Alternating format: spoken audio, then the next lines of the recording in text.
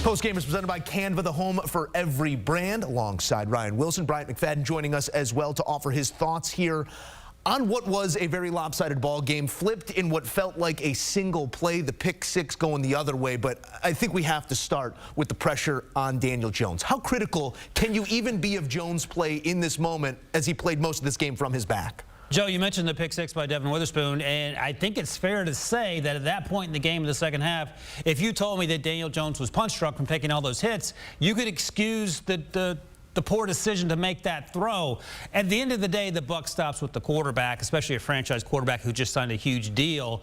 But I don't think that's the reason they lost the football game. Now, also worth noting, the Seattle Seahawks defense had allowed 7 teams into the red zone prior to this game. 7 times those offenses had scored touchdowns. This was the instance in which it didn't happen because that's how the things are going for the Giants. You can see it here, hit after hit after hit for Daniel Jones. And I'll just point this out, 11 sacks. The all-time record is 14, Joe. The Eagles did it against the Giants, no surprise there, back in 1952.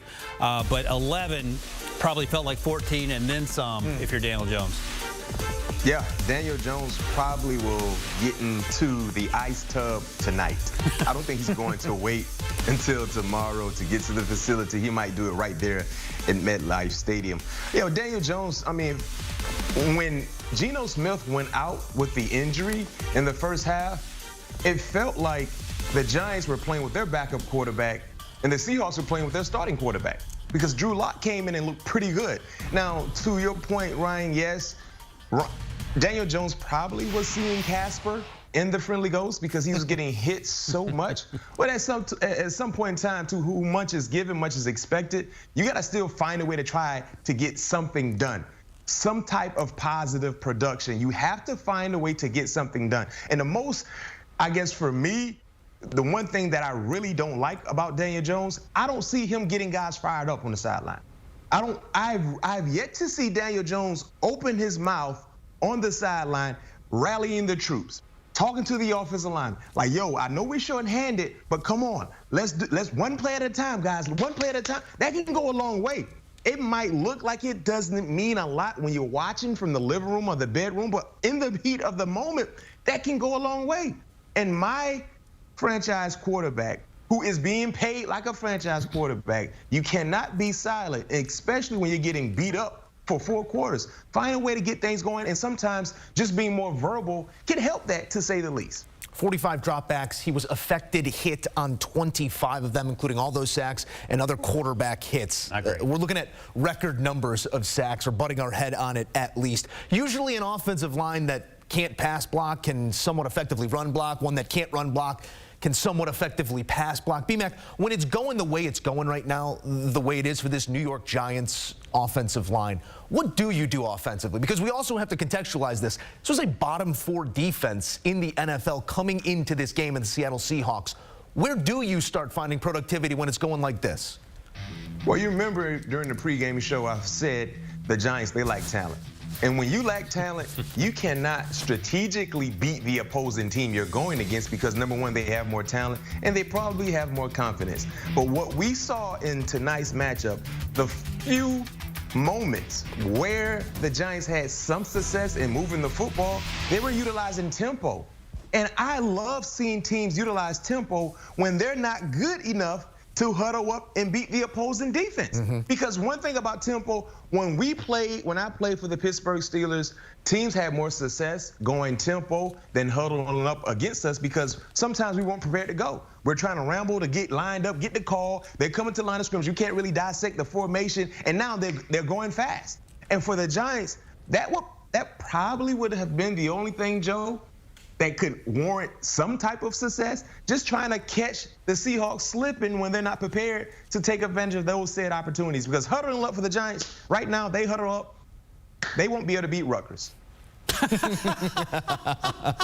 You're not even wrong, B-Mac. And the thing is, and you touched on it, the Giants did try to go with tempo and had success, at least by New York Giants standards, but it still wasn't enough. And you could watch every single Daniel Jones drop back, and Musso talked about the hits he took. He was not able to push the ball down the field. They got burners on this team. They got Jalen Hyatt, who they drafted.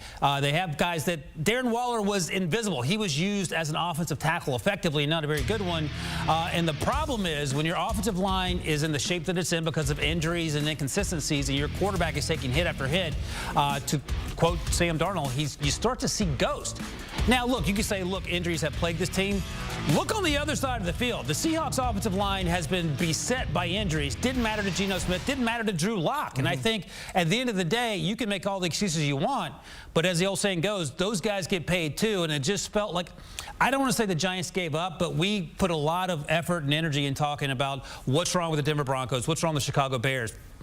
The Giants, other than that, that second half against the Cardinals, are right there in that conversation. I mean, the list goes on of teams that came into this season with expectation and through 4 weeks have fallen woefully short of that expectation. Maybe we learned something here about the Seahawks on this night as well, Ryan Wilson, because defensively this was by far the best effort that they've put forth in quite some time. You couple that with an offense that was already productive but seems to be finding its stride, players falling into their roles.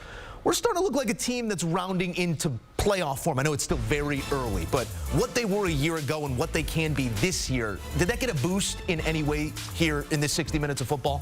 Absolutely. I think you take a lot, and BMAC talked about this with Daniel Jones, struggling to get his teammates fired up for many reasons. That is not the case with Eugene Cyril Smith III. He went out with the ankle injury or the knee injury, came back after the half. Drew Lock had the team on lock, led the touchdown drive on the long throw to his teammate Noah Fant, and the defense for the first time all season went off. Now look, maybe this was a homecoming game on the road for the Seahawks. It does not matter. You play who's on the schedule. But B-Mac, I want to hear your thoughts about our dude, Devin Witherspoon, who went absolutely off and proved that he should have been that 5th overall pick because my man balled out, had 2 sacks like he's Harrison Smith out there, had the pick 6. He did it all night.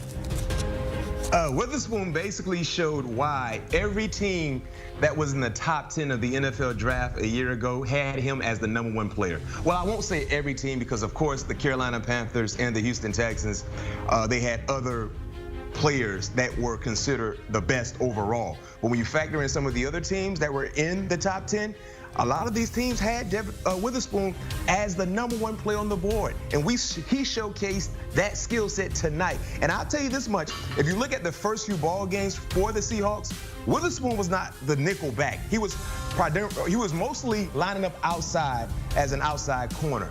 But now seeing because of injuries, he slid inside. And he is a playmaker. I think he's better suited being the nickel because, #1, he's a tackling machine. He's very, very aggressive. He's super instinctive. Not to mention he's ball aware, and he's more of a playmaker. So when you move him outside, he's just basically on one side of the football field. He's not able to circulate and be around the football. But moving him inside, he can showcase what type of football player he is. And, man, he is the Antoine Winfield of the NFL right now. For all the young kids that are still up late watching us, hopefully you're asleep. But if you're like how I used to be, I'm probably up watching football as well. Go YouTube Antoine Winfield. That's who Witherspoon is. There's a spectacular performance by Witherspoon, introducing himself to America on the primetime stage and really making the biggest play of this ballgame. The box score won't lead us to believe it was close, but it was close into those moments where we saw the pick 6. Sack numbers have come to rest at 10, I am being told. Still, the most times a Giants quarterback has been sacked since 1960. Historically bad. This offense across the board has been historically bad. 3 points this season at home. 3 points Is that good? This season at home.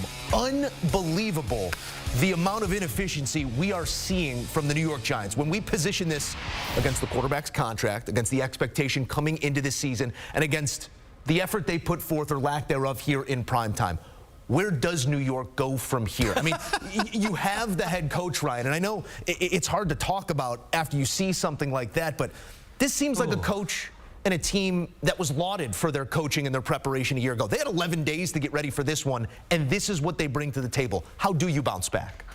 That's a question probably better suited for BMAC, but on the outside looking in, I'll just say this. You're exactly right. Everyone was all in on Brian Dable, and they should have been. Joe Shane, the general manager, has done a great job of assembling talent. And it's not from lack of getting the players you need to fill the positions that you need to fill. It's that these players are not stepping up consistently. Look, I get it. The offensive line is injured, but like I just said, Seahawks dudes on the offensive line are banged up too, and they came to ball out on the road after traveling 3,000+ miles. It's possible. Now, maybe Daniel Jones continues to struggle in primetime games. He's 1-12 now. Maybe it's the case that the Giants shouldn't be playing night games. I don't know, but I think if you're Brian Dable, you have to simplify things, make things easier. But BMAC, let me ask you, if you're a defense playing this team coming up, all you're looking at is those offensive linemen who can't block and a quarterback who's seeing ghosts like he's Sam Darnold. Yeah, put pressure on them. And the thing about the Giants, if you're an opposing defense going against them, if you start fast, you got them.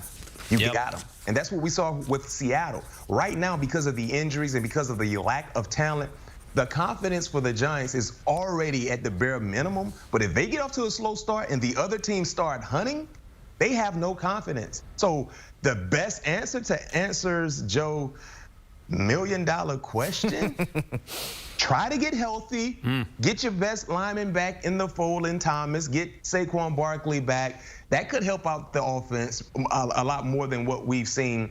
And hopefully the coaching can take effect as well. But I'll say this much, it's scary times for the New York Giants because I'm not saying they're having buyer's remorse, but they gave Daniel Jones a lot of money. And right now, Daniel Jones is the worst quarterback that currently plays his home games in MetLife Stadium. Oh, boy. That's a statement. Sweet mercy. That's a clip. And I'm not sure it's wrong. Bryant McFadden, amazing stuff as always. Ryan Wilson, we appreciate you only speaking facts. Maybe they go get themselves some more offensive line help. I mean, they have done that recently, the Giants. We'll mull it over on With the First Pick. Ryan Wilson sitting down with Rick Spielman, breaking down the future of this league you love. Download, subscribe, enjoy With the First Pick.